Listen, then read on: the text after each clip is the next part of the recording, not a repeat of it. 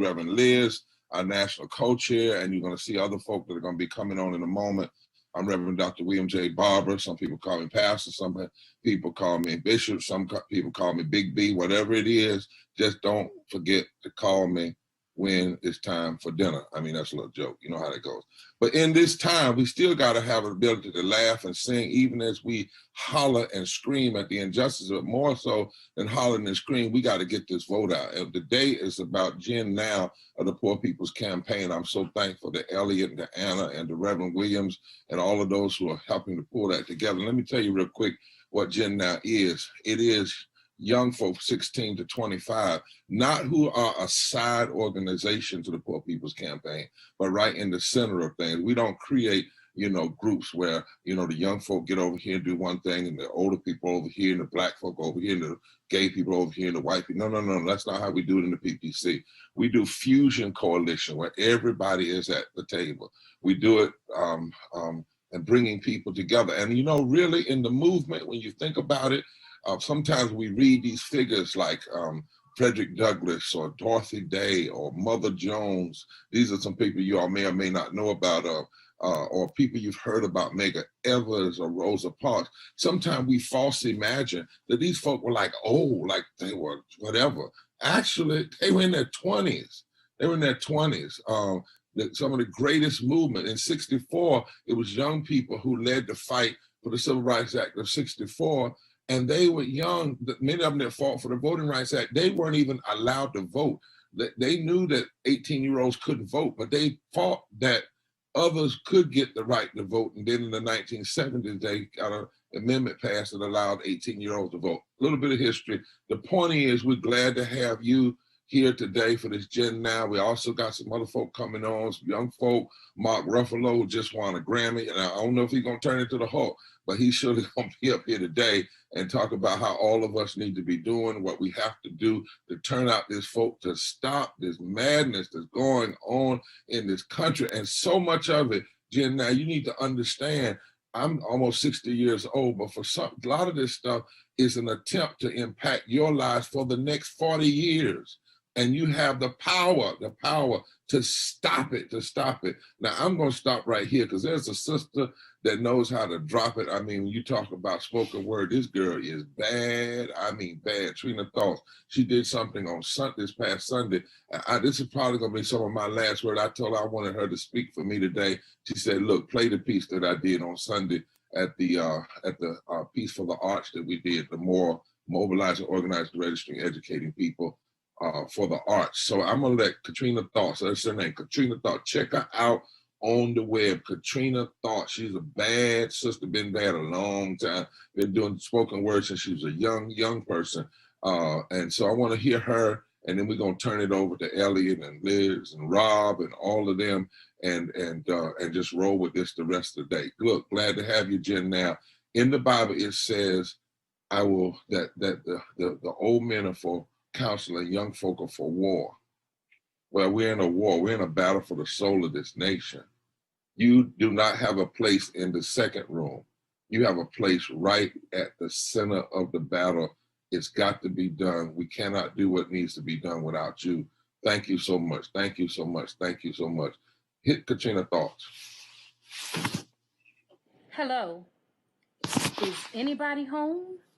This is a national call for moral revival. We are campaigning poor people's survival. We are baptizing them in the holiest of waters. We are putting our laws in order of the land. United we stand, or divided we'll fall. The evils of systematic racism affects us all, especially those in poverty. And poverty tastes all too familiar to me. It tastes like stomach pains and hunger cramps, because food stamps only come once a month, and once upon a time we got a stimulus check, but the last time I checked, each month we were burying our babies because the war of the economy don't want to save them. This nightmare, it's on my street as I hear the screams of a mother's defeat mixed with stray bullets, tears, and drive-bys, bloodshed, sirens, gun blasts, and the cries of our at-risk youth.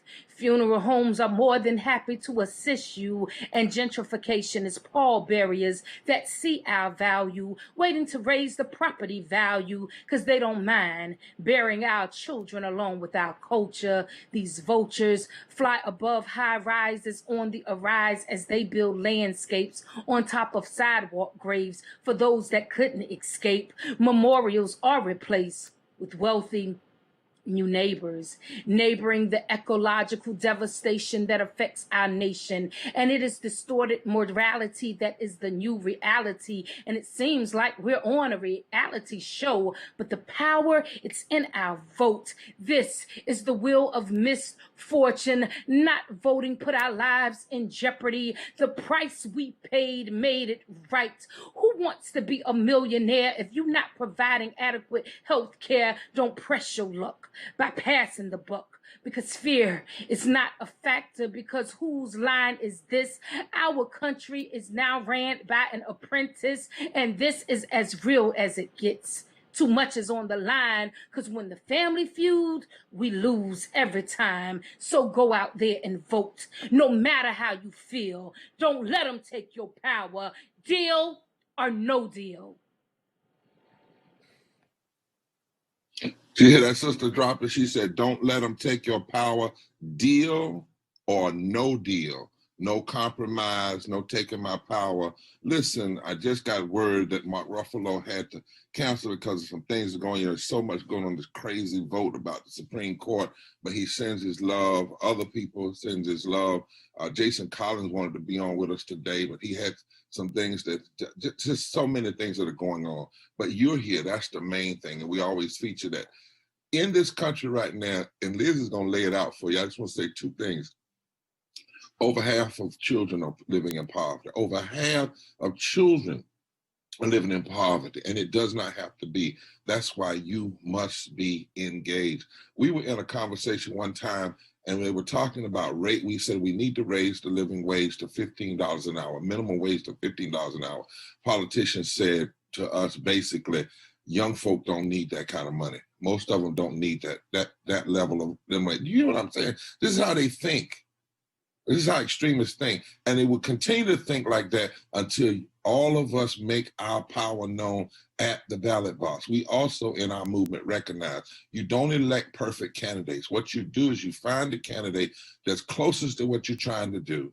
You put them in office, vote against the candidate that's literally trying to hurt you.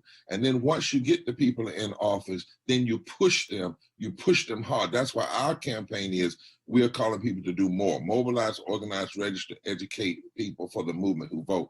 And we normally meet about Mitch McConnell, that Senate leader. Let me tell you, he's been there a long time, too long. But the things that he has said, we actually have a tape where he says, I am the Grim Reaper. I don't know if we're going to play that today, but it'd be good to show people that. I am the Grim Reaper. And basically what he's saying, all the bills that are about expanding voting rights, raising living wage, healthcare, he says, I'm going to put it in my desk and close it, and I'm not going to allow it to even come to the floor. Well, guess what? The things he's not allowing to come to the floor is having devastating impact on people from 16 to 25 years of age. I'm telling you, you all, your power must be felt. And as Trina just said, deal or no deal, because when the family feuds, we all lose.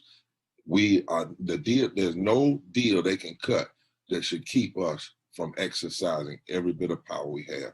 I'm out for this. Turn it over to Liz, turn it over to Elliott, turn it over to Anna. Do what y'all need to do. God bless you and take care. Well, thanks so much, Reverend Barber, and thanks indeed to everybody for joining us today for this Moral Monday. You can see on the screen that we have a number to call, a bit.ly link to follow. We are trying to flood Mitch McConnell's phone lines. We're trying to shut them down because he must pass a just stimulus bill. Still, there is time. People are in need. People are in danger. People are in suffering. And so please make sure that you follow that link and you voice your concerns as we get ourselves ready to vote in this election. I want to bring Elliott and Anna I want Elliott to explain a little bit about this Moral Monday, and Anna to say a little bit more about Gen Now and why we're doing this the way we're doing it, and why it's so important for us to be rising up together and making our voices heard. So I'm going to turn it over to you, Elliott. Welcome. We're so glad that folk are here with us. Awesome. Well, thank you, Reverend Liz.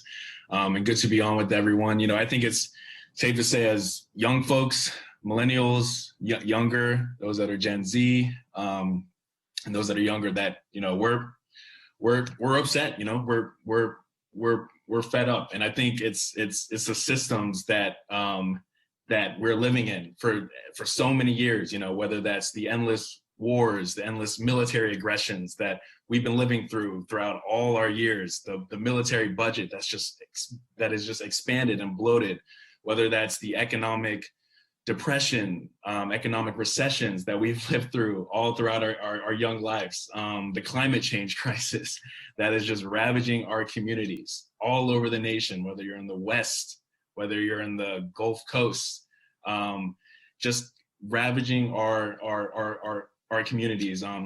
And then what we're seeing today in a pandemic, folks are struggling, can't pay their rent, living in the streets.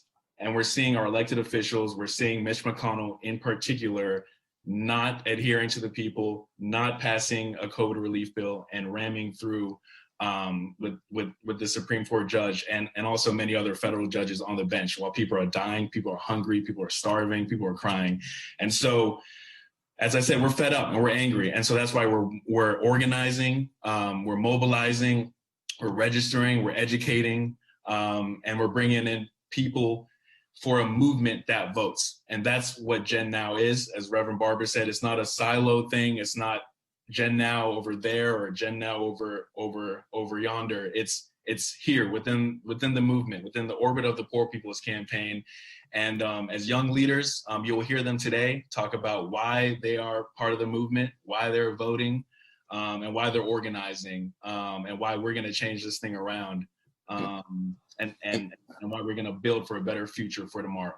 And you know what, Elliott? When you just said something, I wanted to drop this in what you just mentioned. That's why these bots and these folk are using all this stuff to go after your generation to get people not to vote, because they know the power, right? They wouldn't be doing it. And one of the things we want to drop right now is also when it comes to voting, because that's the thing that targeting Gen Now. But the deal is the current occupant of the White House got there by 80,000 votes. I want folks to get that. 100 million people didn't vote last time. 34 million poor and low wealth people didn't vote. The number of young people who did not vote, and I get it, y'all. I've been doing this ever since I was 15 years old, that there are times that you said, dog, why can't somebody just do our whole agenda? And I get that. But the other piece of it that we must own is we don't know what we could have if 75% of Americans vote. We don't know, Elliott, what kind of thing we would have in elected people and policy if 75% of young folk voted. Let's try to figure that out. Let's try that one time. That's what we need to do. We need to see what it would look like if all of us engaged. And I want to encourage that, all of these folk that we mad at, the DA in the Attorney General in Kentucky that didn't do right by Breonna, if the massive vote of 75% turns out, he's not there. McConnell's not there. Lindsey Graham's not there. You could go down the line. Trump's not there. Now, I'm not saying that. And on the other hand, if we do that and let's say you vote for Democrat because we're nonpartisan on this call, they would know. They would know they didn't get there without your vote. They would know that they have to respond. We have to make sure that when the totals are given, that nobody can say any group was not there in the mix. That's the key. That's the key.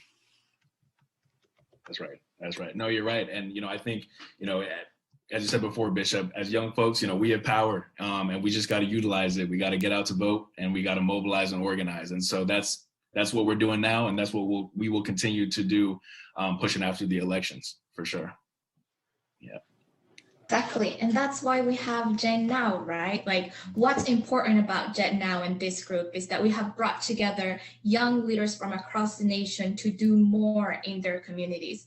These are young folk who are impacted by the systemic injustices today, who want to empower not only themselves, but others within their network to build a new electorate for low-income people of all races, religions, sexualities, and geographies to vote and organize around a moral agenda to transform this nation. So that's why this group is so important, and we're so excited that everybody's getting a chance to hear their stories.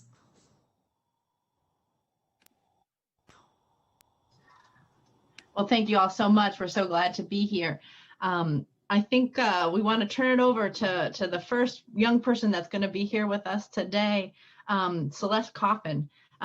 They're from Indiana. And what I want to ask you is, what do we mean? What do we mean when we say we must do more? If you could take that from us. Thank you so much, Reverend Liz. I appreciate it. I'm coming to you from Bloomington, Indiana. I'm a student at Indiana University. And when Hoosiers talk about doing more, what we mean is that we're stepping up to the call put out by the Poor People's Campaign to mobilize, organize, register, and educate people in our communities in hopes of them joining the movement that votes in accordance with our community principles.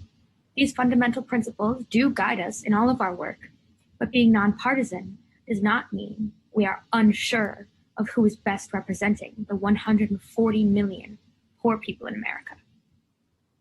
While we are nonpartisan, our lives and our campaign work remain deeply political, and the way we express that in the Poor People's Campaign is by mobilizing folks, or organizing to create power, registering for voting, and educating everyone on the rampant militarism, destructive environmentalism, and war economy that's affecting all of us each and every day. That's right. That's right. Thank you so much, Celeste. We really are glad that you're here with us, that Indiana is in the house, the Hoosiers are here, and that folks are raising voices to say we can mobilize, we can organize, we can register, we can educate people, we can build this movement, and we are going to vote loud and strong on and before November 3rd.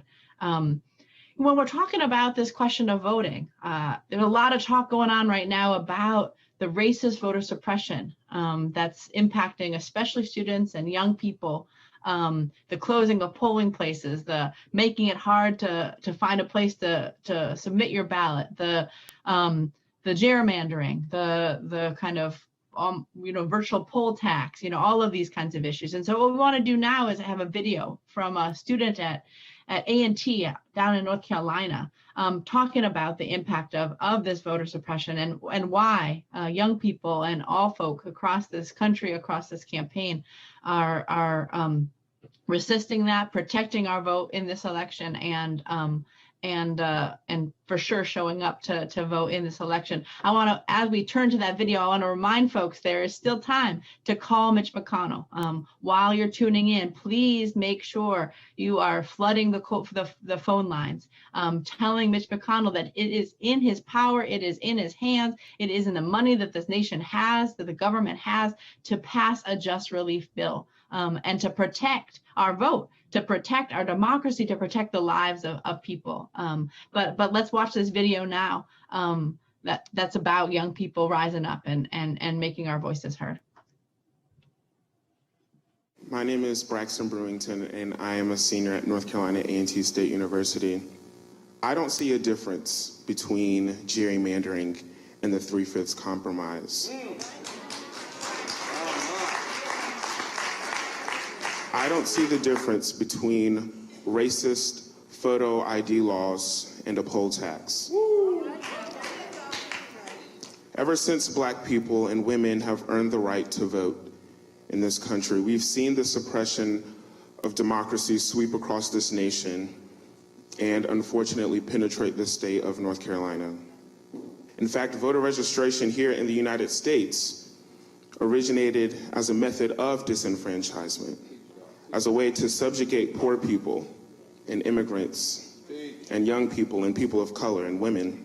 Fast forward to 2018, where North Carolina serves, unfortunately, as the national poster child for racial and partisan gerrymandering. My own campus, North Carolina A&T, has become a prominent victim of voter disenfranchisement. The largest public HBCU in the nation, now enrolling over 12,000 students, was divided into 2 different congressional districts right here in Greensboro. And they did this to us intentionally because they know the power of our vote.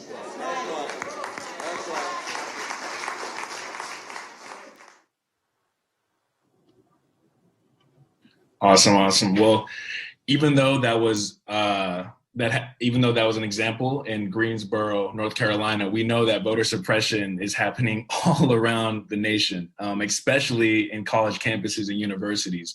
I remember back when I was attending Radford University down in Southwest Virginia, it was the same concept where gerrymandering split those that are on campus and that were off campus. And we know that, again, extremists are doing all that they can to hinder folks that are students and those that are young in this nation. And so we have to rise up and we have to challenge that. I'm going to move ahead to our next testifier. Her name is Julia Kennedy, and she is organizing with the Deaf PPC, and she is a student intern at the Cairo Center. And with that being said, I will turn it over to Julia.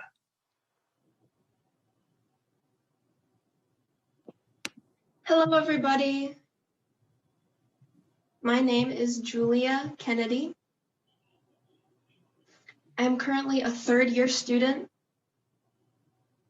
at Hampton University, and I'm also a visiting student at Gallaudet University. Hampton University is an HBCU, and Gallaudet University is primarily for deaf and hard of hearing students.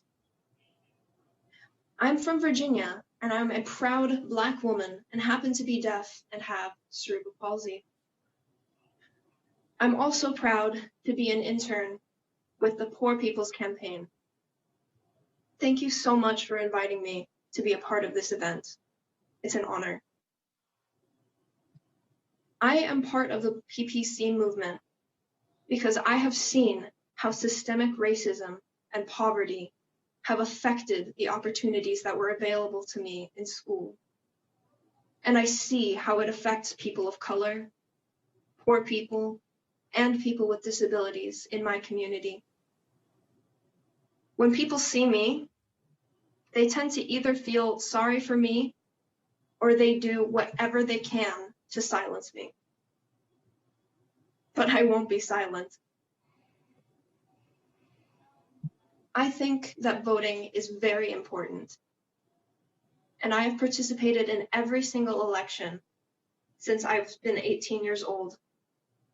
I am passionate about voting because my ancestors have fought from slavery all the way until the civil rights movement and up to the present day so that I could have the right to vote. We need our voices to count so that we can elect politicians who listen and will make policies that benefit women, the deaf community, people with disabilities, and people of color. As a person with a physical disability, I don't have the same employment opportunities as able-bodied people and other people that are my age. In order to afford college and other expenses, I receive Social Security income benefits. I'm not ashamed of the fact that I receive Social Security income benefits, but I would like to have additional opportunities to work and to pay for additional expenses on my own. I encourage all of you to vote. Currently, I'm working with the Poor People's Campaign for a text banking effort specifically to target low-income voters in 10 different states around the country and let their voices be heard. So far, I've texted over 1,700 people, and I will continue to text thousands more in this week alone. Deaf and disabled students all around the country have similar struggles that I do to get a good education, a quality education, and to find employment and good paying jobs. At Gallaudet University last year, over 10% of the undergraduate students had to leave their school because they could not afford the cost of their room and board, the dorms, the food, tuition, and other necessities. This is just not okay. The fact that they had to leave their school because of financial needs, that's unacceptable. Deaf and disabled students, and all students for that matter, all across the country, should have a right to education they want at the quality and level that they want, and the ability to become full and passionate contributors to our American society. We need to build this movement so that we can have a country where everyone has a right to live, the right to learn, and the right to thrive in this nation. Thank you so much. Thank you, thank you, thank you, Julia. Y'all heard it, right? Julia has been texting thousands of people, is telling us the reality of what's happening for young people, for students that are trying to get an education in this country that is the richest country in human history, and yet is saying no, no, no to students, especially poor and low-income ones. We really appreciate the work you're doing, the organizing you're doing, the power you're building, the power that's growing. And now I want to bring on, I think we've already brought on Haley Bennett. And I want to talk a little bit with you, Haley, about what does it mean? You know, the Poor People's Campaign, we launched this study this summer that says that poor and low income people hold the key to shifting the entire political calculus of this nation, right? That when we unleash the power of poor and low income voters, everything can change. But so what does that mean? What does it mean when we say poor and low income people, that young people are the key to changing the political calculus of the United States? Yeah, thank you, Liz. Several reasons that poor and low income people do not vote are lack of accessible transportation to the polls, voter suppression laws, issues not being mentioned in the political discourse, as well as just misinformation in the campaigns overall. A movement always needs deep political analysis and data connected to the struggle to fully understand what we're fighting for. One thing we can't do is be loud and wrong. For example, in the 2016 election with Donald Trump and Hillary Clinton, approximately 43% of eligible voters did not exercise their right to vote. If a small percentage of the millions of eligible voters who did not vote would have participated in the 2016 election, there could have been a huge sway in the poll outcome. And also relating back to voter suppression laws, if 1 to 20% of non-eligible voters in 2016 voted around a common agenda, it could shift Senate, local, and also presidential races greatly. We must all come together on a common moral agenda to enact change. And poor and low income people and the youth are the rising generations. We are living in a moral movement, and I think that's a huge thing as of right now. And PPC is nonpartisan, but we are committed to rising against candidates who go against our morals and beliefs. And being from Louisville, Kentucky, with everything that's going on right now, I wanted to bring up Mitch McConnell and highlight the Moral Monday call on Mitch McConnell demanding him to pass another COVID relief bill. Our youth and low-income individuals can come together to bring that change. And relating back to what Reverend Barber said, Senate is an elected position, Attorney General is an elected position. The presidency is an elected position. We literally have it in our hands the power to change all of these positions. And I think that we can. Thank you. Awesome. Well, y'all heard Haley, and she's in Kentucky. She's in the thick of it. She's been there and has seen all that's going on. She's got a senator. She got two senators actually that are that have been practicing malfeasance in the Senate, not passing a COVID relief bill and continuing to ram judges to the federal bench and to the Supreme Court. So we thank you, Haley, for speaking to the issues, speaking to what's going on in Kentucky, and why we're voting not on a political candidate or a political party, but around a moral agenda to heal this nation. And so with that being said, I'm going to turn it over to Nisha Nicole in North Carolina, and she's gonna come on and sing a song to us. And she's going to come on right now. Nisha, are you on? Yes, I'm on. Hi.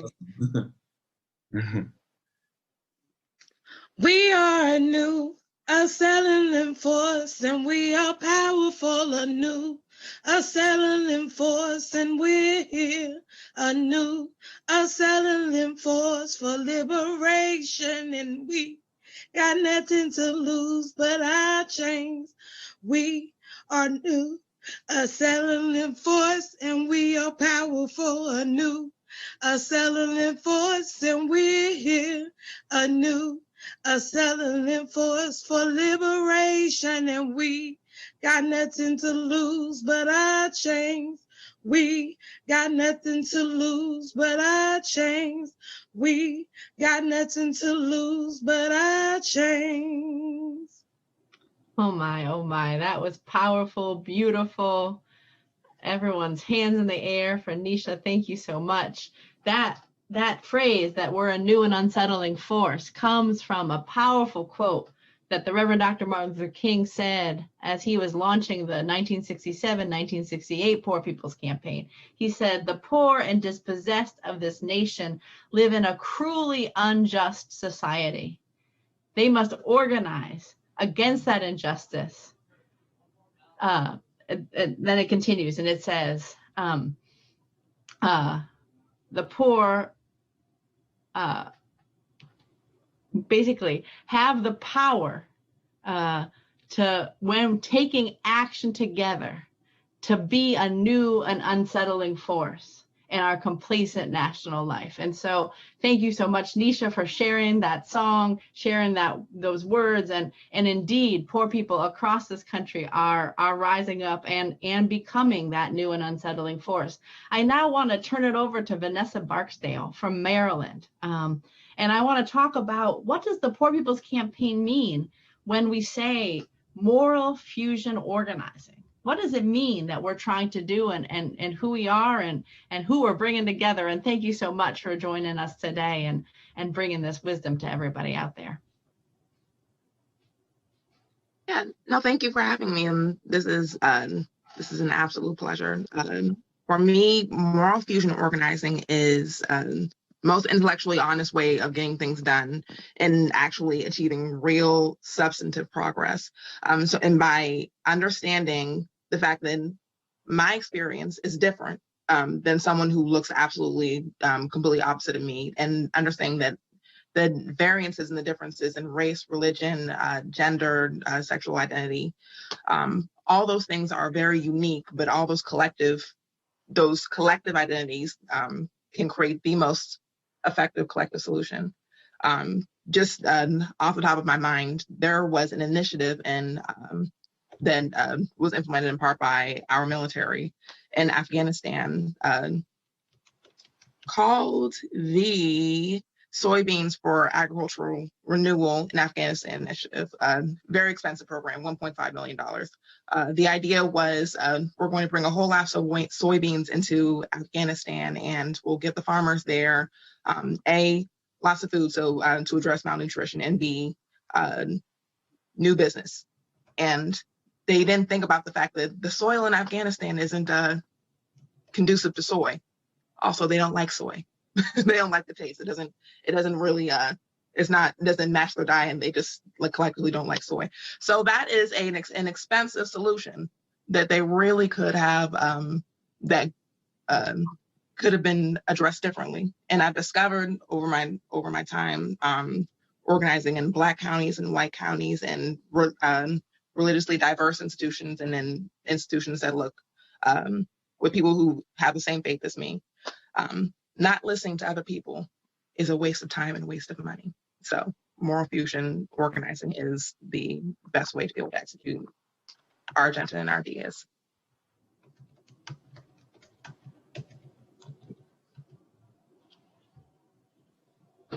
Yeah, definitely. And I think to that point, Nessa, I think what's been so powerful about a moral movement like the campaign is folks organizing across geographic, racial, ethnic lines, and really kind of building a movement saying that we're tired, and that we're going to keep on fighting until we get what we want. And I think what you talked about is fighting, for the reallocation of resources, where we spend 53 cents of the discretionary dollar to militarism, to the war economy, outsourcing violence, and not only violence, but also hurting our climate, when we do that, with all the military equipment and weapons that are abroad, and not shipping those resources in-house. And so, massive reallocation of resources. As Dr. Liz always tells us, lifting from the bottom up is the way, it's the solution to really change, really organize, and really bring about a new day. And so thank you, Vanessa, for hopping on and speaking to why, we're building as a moral fusion movement, and the need to reallocate our resources into the right ways. And so with that being said, I'm going to move on to a little spoken word, a little cultural arts, a little poetry, a little kind of what we call movement words, or at least I call it. I'm going to toss it to Moses, who is a leader in this movement out of Wisconsin. They will speak to and share thoughts and present a spoken word. So Moses, are you on? Yeah, I am. Thank you so much. I'm going to share a poem that I wrote last night, and I'm calling this for now The Mountaintop. Last year, the last thing that my professor said to a graduating class was 8 words. I'm sorry, I don't know how this happened. They were genuinely in disbelief at the pain that we were feeling as young people in this economic crisis. But the thing is, they didn't realize this is a crisis within a crisis. Like so many, we young people have been hurting for far too long, but when we speak up, when we cry out in pain, we're told far too often to get down from the ivory tower that we're standing in. But we, as young people, can no longer accept this answer because we are hurting. We have been hurting long before this crisis, and many things seem so uncertain now. And yet, in all of this pain that we are experiencing, in this current crisis that we're in, when I see my friends hurting, when I feel myself hurting, I don't lose sight. And I don't lose sight not because I'm naive, but I don't lose sight because as a member of this movement, I read. And I return to my favorite Dr. King speech, because the night before Reverend Dr. King was assassinated, he told us a prophecy that we as a people will get to the promised land. Now we must recognize and understand that those at the top do not want us to get to the promised land. So we must recognize that to get to the promised land, we are going to have to fight. So as it's already been said by so many, now is the time for moral revival. Now is the time for a revolution of values, not the time to be complicit in a society where 700 people die of poverty every day, not the time to be complicit in a society where 140 million people are poor or low income, not the time to be complicit in a society where the 5 interlocking injustices murder people every day. No, my friends, it is time to ask the question that Dr. King asked us the night before he was assassinated. Now is the time to recognize that the question for all of us is not, if I stop to help this man in need, what will happen to me? But instead, now is the time to ask the question, if I do not stop to help this man in need, what will happen to them? We in the Poor People's Campaign know that when we lift from the bottom, everyone rises. We cannot lose sight. We must keep organizing. We as young people have power, strength, and commitment, and we can win, but it will take more, and it will take all of us, and it will be the long haul. And so the questions are you ready to do more? Are you ready to get to the mountaintop? And are you ready to get to the promised land?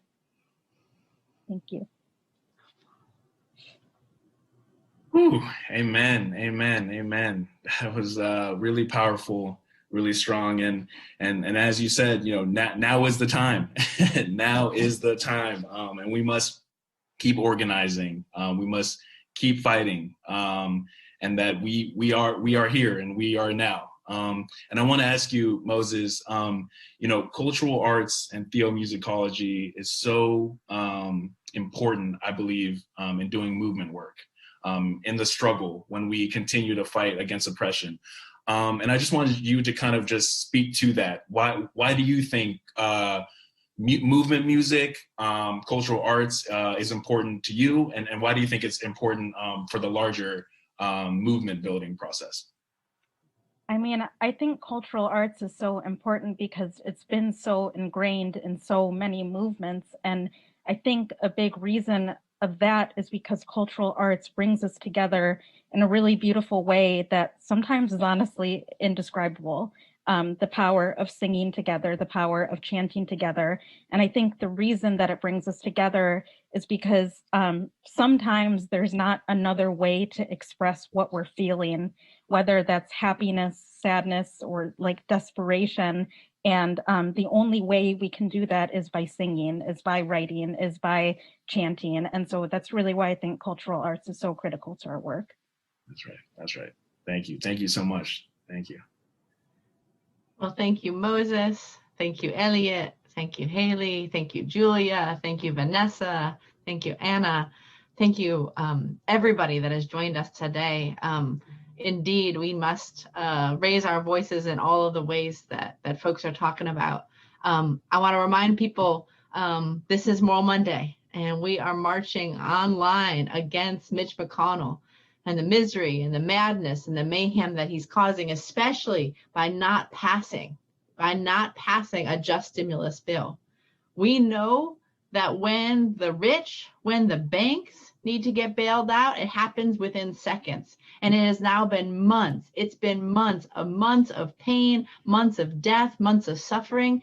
And this Senate has been holding on and not passing a stimulus bill. So please follow that bit.ly link. Follow that bit.ly link and make calls. Flood those phone lines, right? Make your voice heard. Say that we will not stand for this. If you're from Kentucky, say you're from Kentucky. If you're from Wisconsin, say, you know, what Mitch McConnell is doing is not just impacting Kentucky, it's impacting Wisconsin. So please make sure that you're raising your voice and waging your concern right there.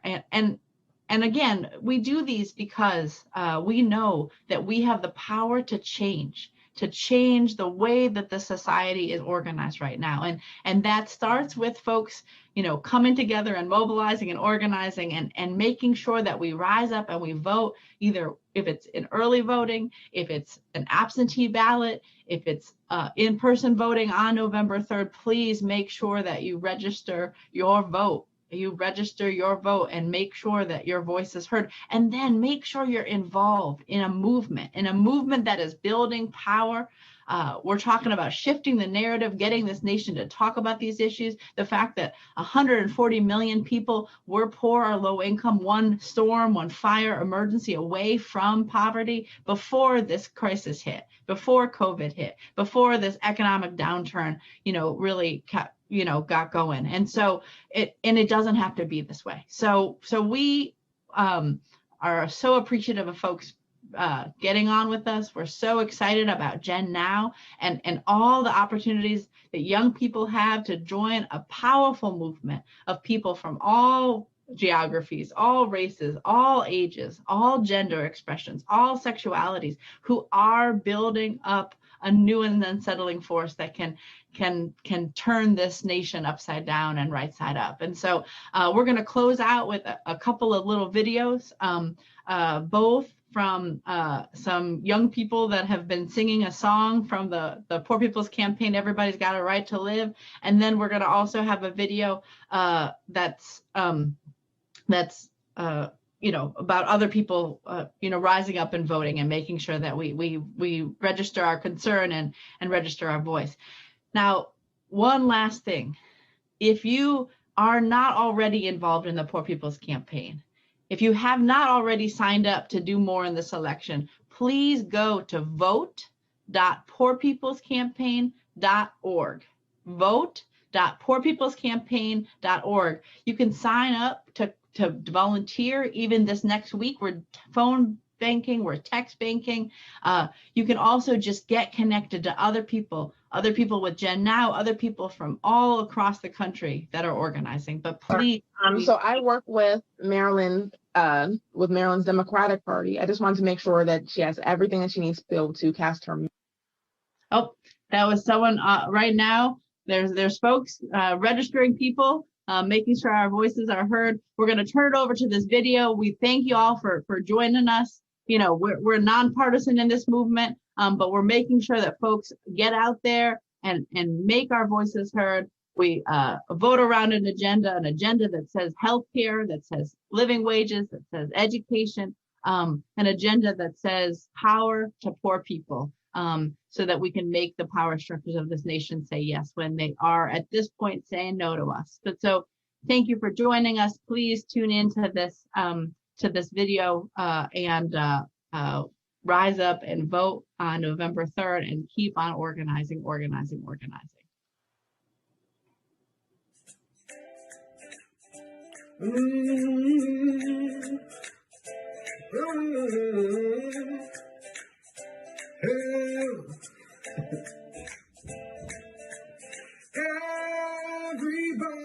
got a right to live.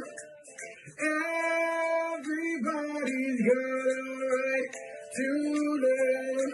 And before this campaign fails, we'll all go down to jail. Before this campaign fails, we'll all go down to jail. I said before this campaign fails, we'll all go down to jail. Said before this campaign fails, we'll all go down to jail. Everybody's got a right to live. Everybody's got a right to live. Yes, we do. Yes, we do. Me and you. Yes, we do. Yes, we do. Hey,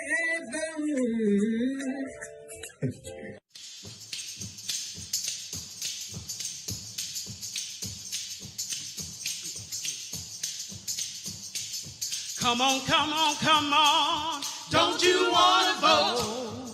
Come on, come on, come on. Don't you wanna vote? Come on, come on, come on. Don't you wanna vote. Yes, I want to vote. Oh, come on, come on, come on. Don't you want to vote? Come on, come on, come on. Don't you want to vote? Come on, come on, come on. Don't you want to vote? Yes, I want to vote. Stop complaining, come on. Don't you want to vote? You just stop complaining, come on. Don't you want to vote? Stop complaining, come on. Don't you want to vote? Yes, I want to vote. Hey, come on, come on, come on. Don't you want to vote? Oh, come on, come on, come on. Don't you want to vote? Oh, come on, come on, come on. Don't you want to vote? Yes, I want to vote. Oh, come on, come on, come on. Don't you want to vote? Oh, come on, come on, come on. Don't you want to vote? Come on, stay with me. And don't you want to vote? Oh, yes, I want to vote. Oh, come on, come on, come on. Don't you want to vote? Come on, come on, come on. Don't you want to vote?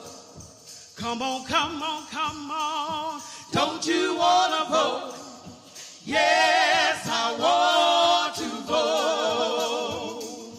Yes, I want to vote.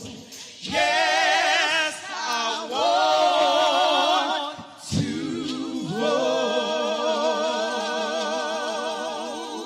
Vote, everybody. Vote, everybody. Vote, everybody. Yes.